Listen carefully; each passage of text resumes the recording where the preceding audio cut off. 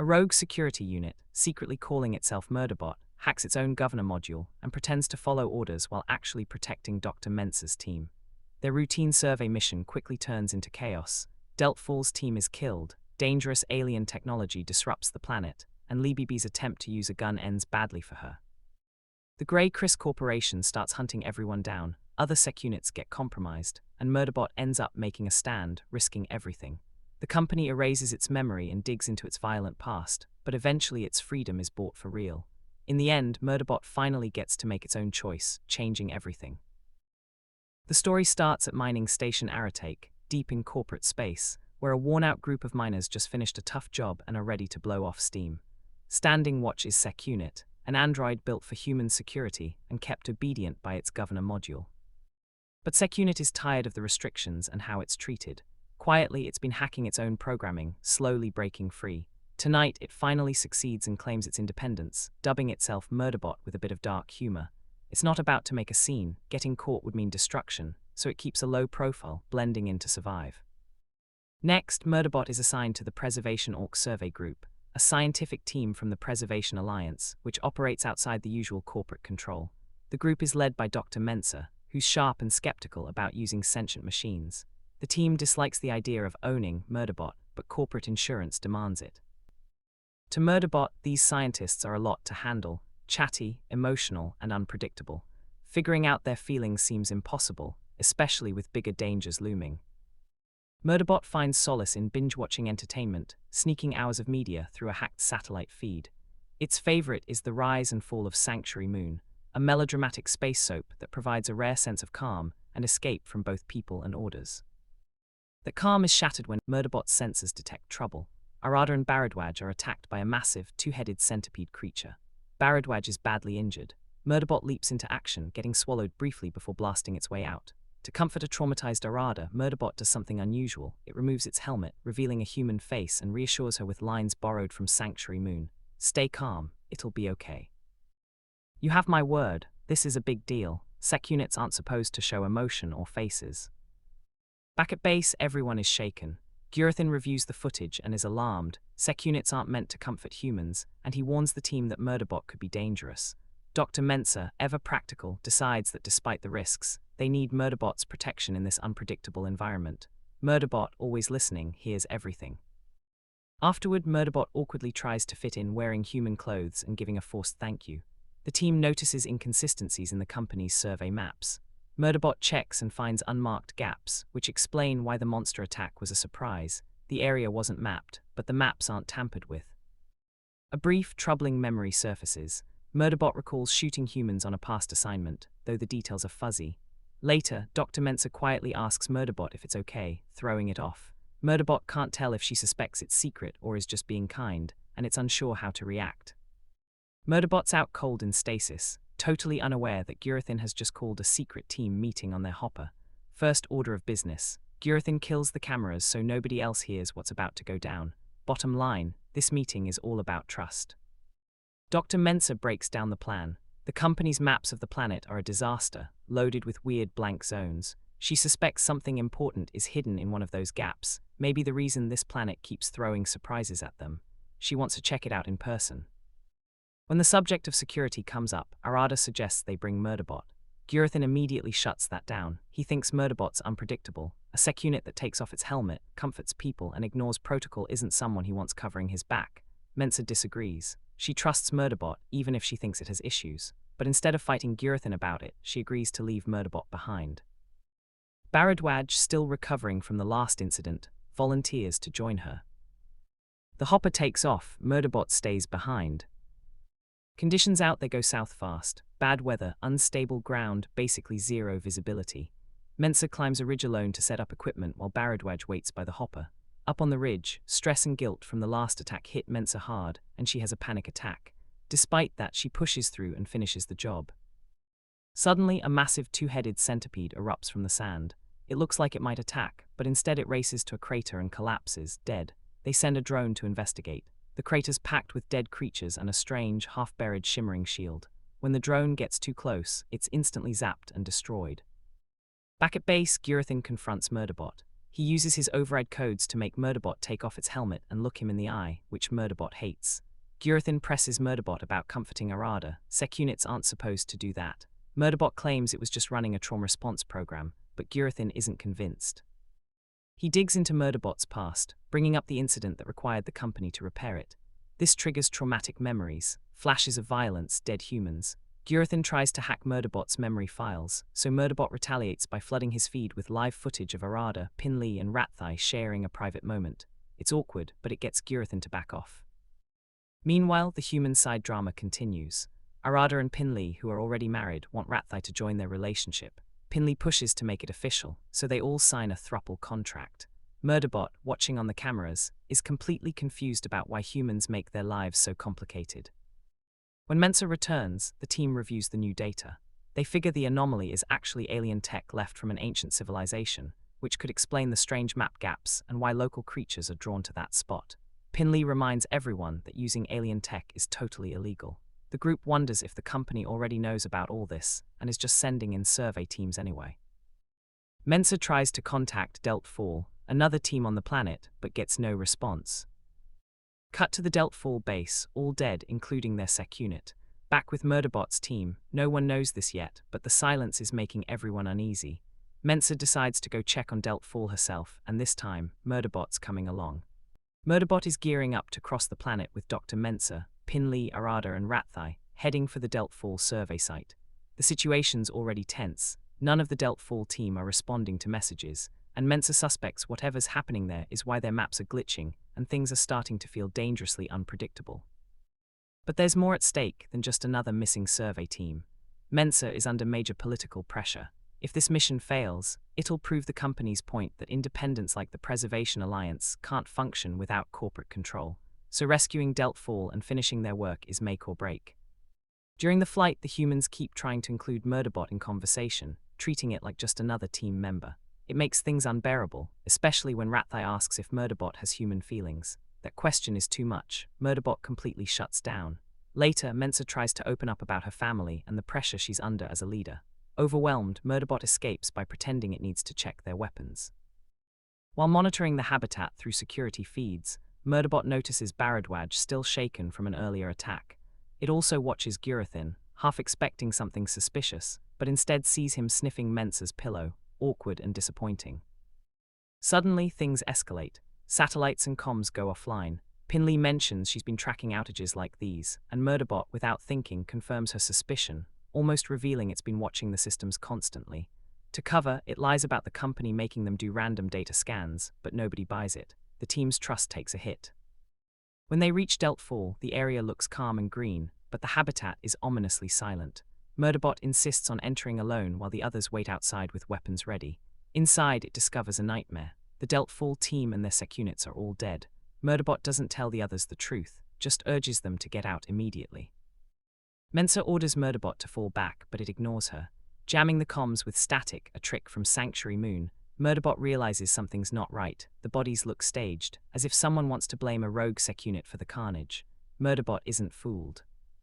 And for good reason. One of the supposedly dead sec units suddenly powers up and attacks. The fight is fast and vicious. The enemy is newer and stronger, but Murderbot's combat skills give it the edge, and it tears the other unit apart. Rummaging through the remains, Murderbot figures out what happened. The sec unit didn't go rogue on its own. It was hijacked by an outside combat module. This was a planned attack, not a malfunction. Before Murderbot can react, someone steps from the shadows in black armor with a sealed helmet. A shot is fired. Murderbot goes down. We return to the Threshold Pass Fabrication Center, a sec unit factory on the Corporation Rim, where workers assemble sec units under strict supervision. Each sec unit gets a unique human face, so if one ever malfunctions or rebels, it can be identified, a chilling reminder that this isn't the first time things have gone wrong. Back in the present, Murderbot is barely functioning, as a black-armored sec unit drags it through the Delt Fall habitat. Its systems are glitching, and scenes from the rise and fall of Sanctuary Moon flash uncontrollably in its mind, clouding its awareness. The enemy sec unit restrains Murderbot and prepares to install a combat override module in its neck, which would strip away its autonomy and turn it into a weapon, just like the sec units that attacked Delt Fall. Murderbot knows what's about to happen and is running out of time. In a desperate attempt to distract its attacker, Murderbot starts singing the Sanctuary Moon theme. This buys a brief moment of confusion, leading to a short struggle, but ultimately the override is forced in. Murderbot estimates it has only minutes before it loses control completely. Outside, Mensa refuses to abandon Murderbot despite Pinley and Arada urging her to leave. She's determined to stay. Mensa storms in just as the enemy sec unit is about to depart, attacking with a mining drill and giving Murderbot a chance to break free, though it can barely move or respond. Meanwhile, Ratthai, panicked, grabs a blaster and rushes toward the habitat, but his efforts are ineffective. Mensa does everything she can to get Murderbot to safety, but its systems are shutting down, and the override causes hallucinations. Murderbot imagines itself and Mensa as characters inside Sanctuary Moon, sharing a rare moment of peace. That peace is shattered when the enemy sec unit returns. Ratthai tries to intervene but is quickly incapacitated. Pinley and Arada act decisively, crashing the hopper into the enemy sec unit and crushing it. Murderbot removes the override, but the damage is already done. The humans want to save it, refusing to destroy it, but Murderbot chooses instead to shut itself down to protect them all. Murderbot is down, smoke rising from a self-inflicted chest wound. It chose to shoot itself, sacrificing its own safety to protect the Preservation Orcs team. The group is stunned. Dr. Mensa voices the obvious. Reviving Murderbot is a terrible idea. No one disagrees, but they do it anyway. With nerves on edge, they load the damaged sec unit onto the hopper. Midway, someone stumbles out of the woods. Arada almost fires, but it's Libby injured, shaking, barely hanging on. She says she's the last survivor from Delt Fall and confirms their worst fear. A sec unit went rogue and slaughtered her team. That revelation hits hard. Now Murderbot feels less like a broken machine and more like a ticking time bomb. Back at base, Bharadwaj gets to work, removing the combat override wiring from Murderbot's chest. She reboots it. Its systems come online. Gurathin spots something odd in the logs. Digging deeper, he discovers the truth. Murderbot's governor module was hacked a long time ago. It's had free will the whole time. The secret's out. Murderbot comes to and immediately senses everything is different. The team's wary looks say it all. The atmosphere is tense, almost threatening. Debate erupts. Gurathin jumps in, convinced he was right all along. He insists Murderbot is a threat and should be shut down, regardless of its past heroics. To him, a rogue sec unit is a weapon, nothing more. Bharadwaj and Mensa push back. They argue that Murderbot has repeatedly saved them, acting on its own will, even choosing self-harm over harming them. That matters. Things escalate. Gurathin tries to use the hub system to disable Murderbot. It doesn't work. Murderbot calmly explains it's immune to that kind of control now. Then, in a flash, it pins Gurathin to the wall, showing it could kill him, but lets him go. Its restraint says everything. Mensa steps in with an offer. She'll keep Murderbot secret from the company if it agrees to stay and protect the team until they leave. After that, it can decide its own fate. Murderbot accepts. But there's no time to relax. The emergency beacon can only be activated manually, and with compromised systems, someone could be watching. Mensa decides to go herself, with Murderbot at her side. On the flight, the dynamic shifts. There are no orders, just conversation. Mensa talks about her family, her real life. They discuss Delt Fall's fate. The attackers pretended to be friendly, exploiting trust to get close. For the first time, Murderbot feels like an equal, not a tool. As Mensa and Murderbot approach the beacon, Murderbot's sensors flare. Danger is near. There's no time to react. The beacon explodes. Fire engulfs the hopper. Mensa and Murderbot vanish in the blast. Now it's clear, someone is hunting them and it's only getting worse. But the blast didn't kill everyone. Dr. Mensa survived. Murderbot's still online. The hopper, on the other hand, is trashed. The shuttle's a lost cause, damaged, stuck, basically falling apart. Power flickers, systems keep shutting down. This is way beyond a quick fix. Then Murderbot does something unexpected. It admits it's screwed up. Turns out, Murderbot deleted the hopper repair manual from its own memory. Not an accident, on purpose. Needed the extra storage for more Sanctuary Moon episodes. Mensa loses it, not scared, not freaking out, just angry. She tells Murderbot exactly how dangerous that was. Murderbot doesn't argue. Silence stretches between them. Now, survival means working together. Suddenly, Mensa cracks. The stress hits her all at once. She can't breathe, can't focus. Murderbot notices. It pulls up a Sanctuary Moon episode with a breathing exercise, then coaches her through it. Slowly, she regains control. But then things turn. Murderbot malfunctions, sudden leak, fluid everywhere, can't move. Mensa reacts fast, grabs some fluid from the hopper, patches the leak, and gets Murderbot stable again. Something changes between them, not trust, not comfort, but something like it. Murderbot comes up with a plan for fixing the hopper. It's risky and messy. It involves Mensa making an incision in Murderbot's back. She hesitates, grossed out, but Murderbot guides her through it, step by step. She pulls out a strand of cloned nerve tissue and uses it to repair the fried hopper part. It works. The hopper lifts off, they make it back to base. But Preservation Orcs doesn't feel right. Libby keeps interrupting, asking too many questions, digging for info, making everyone uneasy. She's arguing with Baradwaj and Gurathin. Preservation Ways versus Corporation Rim rules. Suddenly, Libby snaps. She pulls a gun. Game over. She was never a dealt full survivor. She's working for someone else. She wants the hub system. She wants the survey data. Gurathin says no. She shoots him in the leg. Mensa and Murderbot walk into chaos. Libby's got the group at gunpoint. Gurathin's bleeding. Everyone else is frozen. She threatens to kill Gurathin. Murderbot stays quiet, then fires. Libby goes down. The silence afterward is worse than the gunshot. Everyone reacts differently. Gurathin's furious, they lost a chance to interrogate her.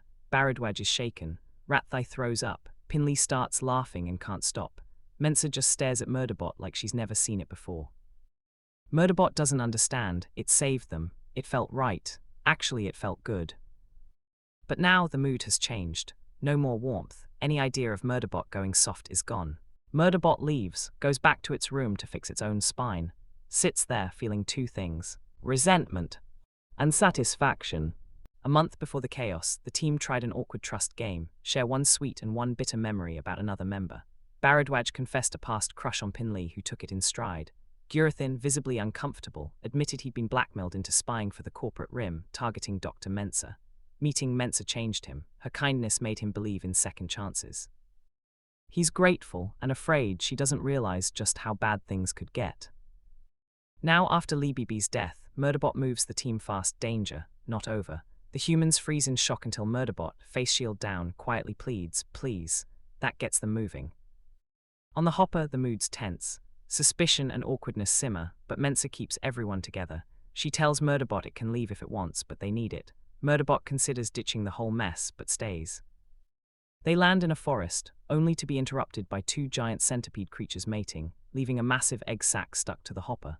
Before they can relax, an upgraded enemy sec unit attacks. The team tries to help, but it's chaos. In the fight, the sec unit damages the egg sac, angering one of the creatures, which destroys the attacker and disappears with its eggs. As things settle, Gurathin collapses. His gunshot wound is infected and he's fading fast. The only medbay is back at the habitat, but returning means risking all their lives. The team doesn't hesitate. Saving Gurathin comes first. Mensa gives Murderbot the choice: come with them or walk away. Murderbot stands at the crossroads: run or risk everything to protect the team. Murderbot's go-to escape from reality is binging the rise and fall of Sanctuary Moon.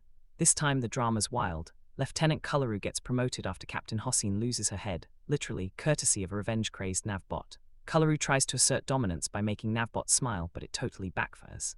Navbot was never properly rebooted, remembers everything, and isn't happy. It kills Kularu and takes the ship into a wormhole, dooming everyone. Murderbot actually laughs at the twist, then switches back to real life. Things are rough. Gurathin, been shot by Libby, and the infection's getting worse. The only hope is an old medbay in their abandoned habitat. Murderbot checks surveillance and finds the place crawling with Grey Chris agents and sec units. The Grey Chris leader tries to play nice, but Murderbot's not having it. It's obviously a setup.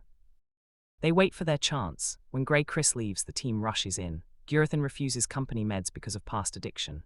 In a desperate move, Murderbot hooks directly into his nervous system to block the pain. The connection gets unexpectedly intimate. Murderbot finds itself overwhelmed by human thoughts. Suddenly, it blurts out Gurathin's deepest secret. Why can't you love me back? Over and over. Mensa freezes. Gurathin hears everything. While Murderbot's stunned, Gurathin uses the moment to hack into Murderbot's memories. What he finds is explosive: Murderbot's real name and the truth that it slaughtered 57 people during a mining job. The team is shocked. Murderbot panics, claiming the memory might not be real, but Gurathin calls it defective. That hurts. Murderbot admits it always feels close to snapping. It lifts its face shield and leaves. Outside, Murderbot tries to lose itself in media, but nothing helps. Meanwhile, the team pieces together the truth. Grey Chris isn't rescuing anyone, they're after alien tech, and they wiped out Delt Fall to erase witnesses. Preservation Orcs only survived because Grey Chris needs their data. Without Murderbot, the team's doomed. Murderbot considers leaving, no one trusts it now, but realizes if it goes, the others die. Remembering the Sanctuary Moon episode, Murderbot decides not to repeat that same cycle of destruction. It returns to the habitat, face exposed, and announces it has a plan. The team's moving fast toward Grey Chris, hopping for a shot at survival. Murderbot gives them a rundown of their odds, but it's just for show. The real chances are terrible, and Murderbot admits it when questioned. The plan splits into three. Murderbot and Mensa will confront Grey Chris directly. Gurathin and Pinley will try to hack Grey Chris's systems remotely and activate the emergency beacon. Bharadwaj, Arada, and Rathai stay back to support from base. Murderbot heads out with Mensa, thinking this might be the end. At the meeting, Murderbot goes inside alone, pretending to be the rogue sec unit Grey Chris expects. It claims to have hacked its governor module and offers the team survey data in exchange for a ride off planet. To make it convincing, Murderbot claims Gurathin is dead. Grey Chris falls for it, but it's all a setup. Murderbot is maneuvering them and their sec units toward the beacon launch site so Gurathin can trigger it and take them out. But things immediately go wrong. Grey Chris refuses to let Murderbot go and takes it to the launch pad. Meanwhile, Gurathin and Pinley's drone gets destroyed by a huge flying creature, cutting off their comms and remote access.